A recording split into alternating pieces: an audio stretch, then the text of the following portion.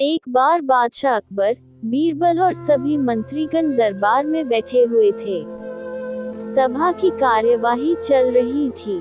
एक एक करके राज्य के लोग अपनी समस्याएं लेकर दरबार में आ रहे थे। इसी बीच वहां एक व्यक्ति दरबार में पहुंचा। उसके हाथ में एक मर्तबान था। सभी उस मर्तबान की ओर देख रहे थे। तभी अकबर ने उस व्यक्ति से पूछा, क्या है इस मर्तबान में? उसने कहा, महाराज, इसमें चीनी और रेत का मिश्रण है। अकबर ने फिर पूछा, किस लिए? अब दरबारी ने कहा, गलती माफ हो महाराज, लेकिन मैंने बीरबल की बुद्धिमत्ता के कई किस्से सुने हैं। मैं उनकी परीक्षा लेना चाहता हूँ। मैं यह चाहता हूँ कि बीरबल इस रेत में से बिना पानी का इस्तेमाल किए चीनी का एक एक दाना अलग कर दे। अब सभी हैरानी से बीरबल की ओर देखने लगे। अब अकबर ने बीरबल की ओर देखा और कहा, देख लो बीरबल, अब तुम कैसे इस व्यक्ति के सामने अपनी बुद्धिमानी का परिचय दोगे?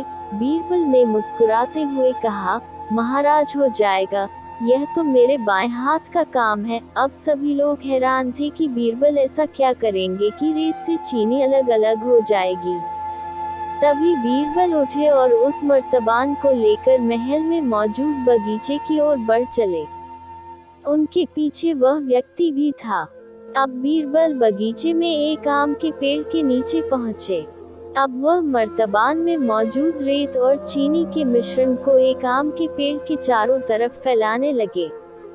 तभी उस व्यक्ति ने पूछा, अरे यह क्या कर रहे हो? इस पर बीरबल ने कहा, ये आपको कल पता चलेगा। इसके बाद दोनों महल में वापस आ गए। अब सभी को कल सुबह का इंतजार था। अगली सुबह जब दरबार लगा तो अकबर और सारे मंत्री एक साथ बगीचे में पहुंचे। साथ में बीरबल और रेत व चीनी का मिश्रण लाने वाला व्यक्ति भी था। सभी आम के पेड़ के पास पहुंच गए। सभी ने देखा कि अब वहां सिर्फ रेत पड़ी हुई है। दरअसल रेत में मौजूद चीनी को चींटियों ने निकालकर अपने बिल में इकट्ठा कर लिया था और बची खुची चीनी को कुछ चींटियां उठाकर अपने बिल में ले जा रही थी।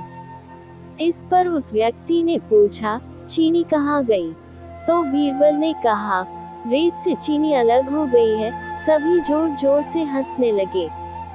बीरबल की यह चतुराई देख अकबर ने उस व्यक्ति से कहा, अगर अब तुम्हें चीनी चाहिए तो तुम्हें चींटियों के बिल में घुसना पड़ेगा। इस पर सभी ने फिर से ठहाका लगाया और बीरबल की तारीफ करने लगे। कहानी से सीख, किसी को नीचा दिखाने का प्रयास आपके लिए हानिकारक हो सकता है। इसी तरह के अच्छी और मजेदार कहानी सुनने के लिए चैनल को सब्सक्राइब कर लीजिए और बेल आइकन को ऑल पे प्रेस करना ना भूले। हम आपके लिए अच्छी कहानी लेकर आते रहते हैं।